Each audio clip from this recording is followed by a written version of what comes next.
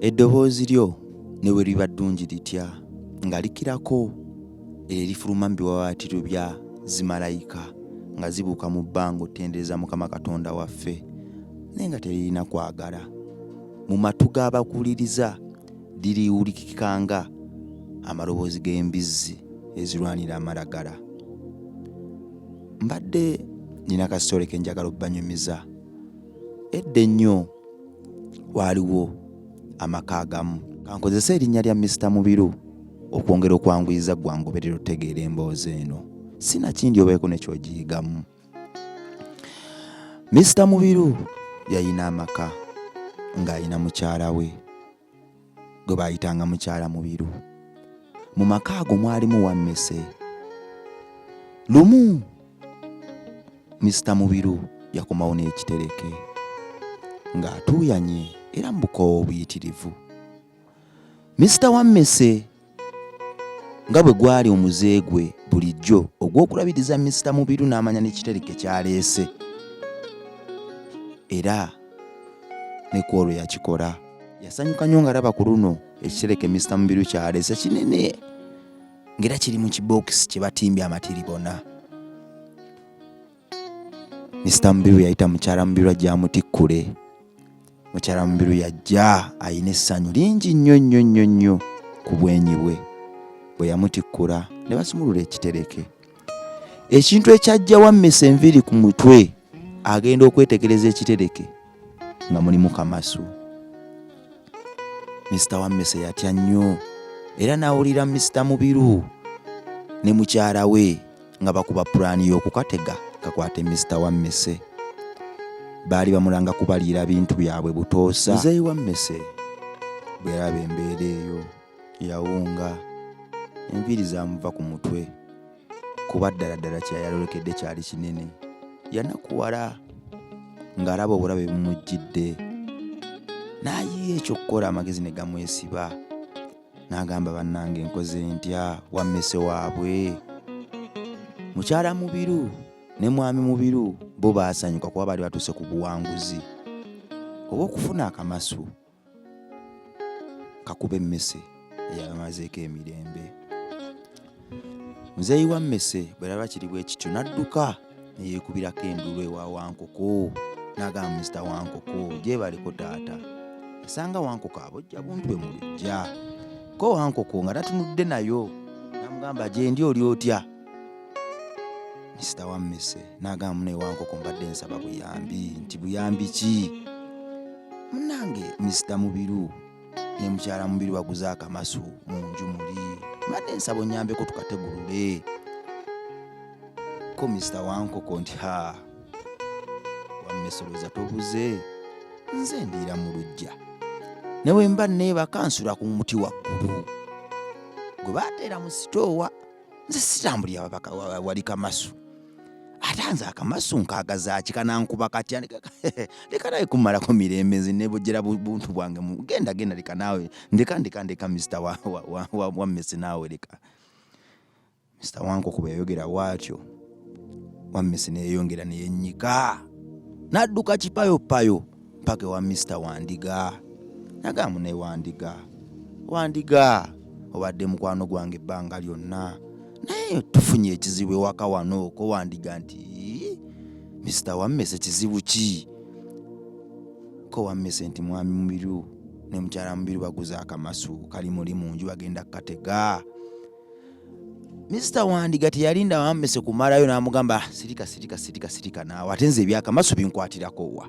Kali akamasu bakaleese kukateeka mu nju kukukuba bigere kuba badde oyitiridde okulya ebintu byabwe.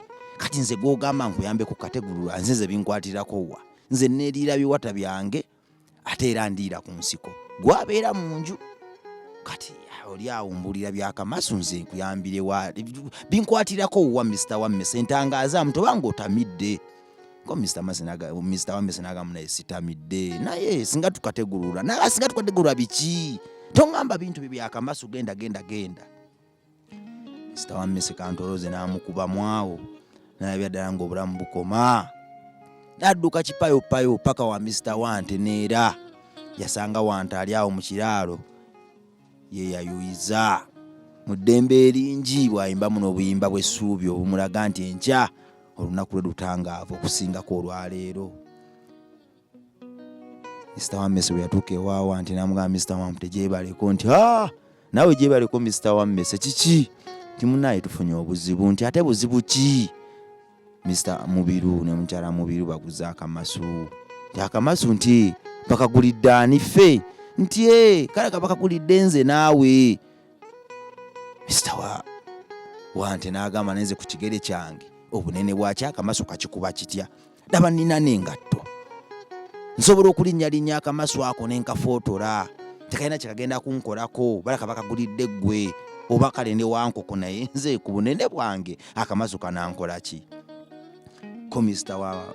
Wammese nti munaye wakitonyamye tugende tukategulula kubanga nagamba bonsanga mu meditation tongambanga tongambanga ensonga ezo nze n'ebizibu byange bimala. Nina okulya ebikuta, nina okulya amalagala, ate nina okulya n'ebino ebintu bya kasooli mu lunaku lumu mbimalewo kuba nina okugejja. Ate kati bonna ndeetamu ebyo ebintu byotegulula obumaso ngambe ndeka Wammese ndeka. Munaye nga Mr. Wante atunula eri. Wammese era bimusobedde nga atambulira mu kwebwalabwala n'okuswala okuyitirivu ne mu kuggwaamu amaanyi okuyitirivu. Agenda yeŋŋaŋŋa akamasu. Agenda alabe ng'asobola okukategulula yeetaase kuba mikwano gye gyonna gyali gimuvuddemu. Ng'asigadde ku lulwe either akkiriza okufa enjala oba okweŋŋanga akamasu agenda akategulule asigale ng'afuna ku kyokulya. Mr. Wammese mu kuggwaamu amaanyi bwe yali atambula n'ayingira mu kituli gye yasulanga ne yeebaka. N'afuna amagezi ag'okusooba ekiro ategulula akamasu ako ng'abantu bonna beebase. Munnange ekiro bwe kyatuuka nga Mr. Wammese asooba agenda ategulula akamasu. Mu kugenda otegulula akamasu Mr. Wammese yawunga. Kye yasanga ku kamasu kyamuggyako enviiri ku mutwe yasangako gusota gunene nga bagukutte omukira. Omusota gwe yasangako gwamukuba encukwe. Agenda okwambusa amaaso nga ku mukyala Mubiru kwakuba amaaso naye yamukuba nnyo encukwe. Naye ate okwetegereza obulungi mukyala Mubiru teyali bulungi era n'agwa wansi n'azirika. Mr. Wammese agenda okukigwamu ng'omusota gwabojjeza mukyala Mubiru. Mukyala Mubiru awulira ekintu kye bakutte yajja adduka ng'era asanyuse nnyo ng'amanyi akamasu kakwasiza Mr. Wammese. Mugenda okukwata obubi yakwata mu kamwa ka musota yagusanga gwanyize dda nga gumubojja. Munnange tewaayita kaseera nga mwami Mubiru naye ajja adduka ku mukyala we nga kwakuba amaaso ali wansi ebiwoobe n'okulaajana nga mwami Mubiru akwata mukyala Mubiru amuddusa mu kalwaliro. Abasawo tebaabi babi baalwana nnyo okulaba nga bataasa obulamu bwa mukyala Mubiru. Batya bawa Mubiru amagezi nti omukyala engeri y'omusala gye gumulumye yeetaaga omubiri gwe okubanga gubuguma ng'ayita mu kuwuuta kasupu olwo basobole okulwanyisa obusagwa obwali bumutambula mu mubiri. Babusaanuule bukakkane amaanyi mukyala Mubiru awone. Mubiru lwawulira ekyo ng'adduka kipayopayo wuyo waka ng'akwata sseggwanga yaliwo agiteekako kaso ng'agisala agifumbamu supu ng'adda mu ddwaliro agenda mukyala Mubiru alwanyise obulwadde. Bw'atyo Wankoko ng'agenda mu kulwana okuyitirivu ennyo. Biru y'eddwaliro etuuka yeeyongera obungi. Abasawo bawa mwami Mubiru amagezi bamugamba munnaye Biru eyitiridde obungi naye tufuba. Biru nene nnyo wadde nga tufuba naye kugamba bakona akasente k'osuulasuulawo otwanguyiza omulimu guno. Ekyajjira mwami Mubiru mu bwongo kyali kimu kyagenda waka kusala kiriga kye kukitunda kuggyamu ssente adde yajjanjabe mukyala we. Bw'atyo ng'asala wandiga amuteekako ekiso ennyama bagitemaatema bagitwala mu katale bagitunde bafunemu ssente. Yazifuna era naddayo mu ddwaliro. Naye ate ebyembi era mukyala Mubiru teyawona. Omusota tebagwangwira, obusagwa bwali bubunduse nnyo ekyenkanidde awo. Bwatyo ng'afa. Mwami Mubiru yanakuwala nnyo, yawulira ng'obulamu bumutamye, yawulira bubi nnyo era alaba nga talina kyazzaako. Bwatyo ng'avuga mubiri gwa mukyala Mubiru agutwala ewaka nga bakungubaga. Bwe bakungubaga olw'okuba ssente zaali zimuweddeko yali talina kyakkola. Abakungubaza abajja bamuwa amagezi nti waaki tosaze wantu oyo ne tumutunda ne tufunako ssente z'amaziika. Ne banakala abakungubaze ne tubafumbirako kasupu ne kasula nga babugumya. Mwami Mubiru kuba yali yaweddemu dda amaanyi ng'essubi limuweddemu.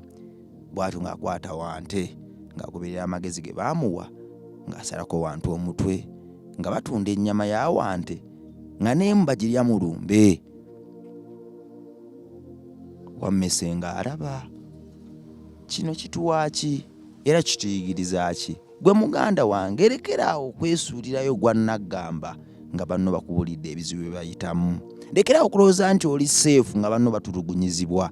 Lekeraawo okulowooza nti gwe olyokke nga banno bakaaba enjala. Lekeraawo okulowooza nti gwe olyokke ng'abaana b'abanno bagwa eddalu, ng'abaana b'abanno bakozesa ebiragalalagala, ng'abaana b'abanno baggwera ku street, ku nguudo, ng'olw'okuba olina ebikomera ebiwanvu n'olowooza nti tekirituuka wuwo.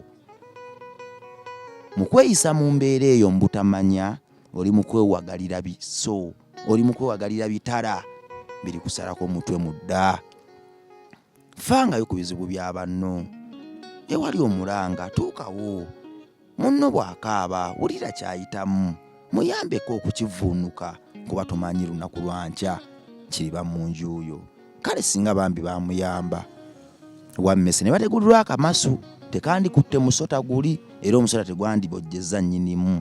Singa bamuyamba bonna bandibaddewo. Lekeraawo okwefuula nampulira zibi nga banno bayita mu bulumi obw'enjawulo.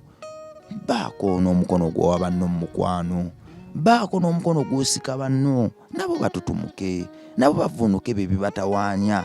Olwo naawe oliba w'amaanyi mu dda ng'empungu mu bbanga.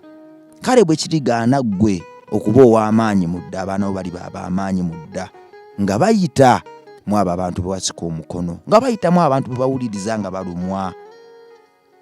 Era gwe guliwo omusaala oguli kusasulwa. Lekeraawo okwefuula nampulira zibi nga banno balumwa. Okuyamba kya Bwakatonda tukigezese. Okulumirirwa kya Bwakatonda tukigezese. Okwewaayo eri bannaffe abalumwa, eri ebizibu bya bannaffe abalumwa nakyo kya Bwakatonda tukigezese. Ekyo kyokka kyekyobugaga kye tulina ku nsi ekitalikoma. Ebirala byonna birikoma. Nkujjukiza nti ku nkomerero ya byonna nga byonna biwedde, ebyo ebikolwa bye twakola bye biritweyimirira okulivinga forever oba okusaanawo. Era nze nzikiriza nti yeriba tiketi erituyisa ku njigi z'eggulu oba eritusindika mu layini za Geyeena. Fa ku banno, wuliriza banno, bategeere. Mukama akuwa omukisa. Nsigadde nze Metanik Rabongo wano ku Rabongo Art Village. Share, comment, like. Mukama akuwa omukisa.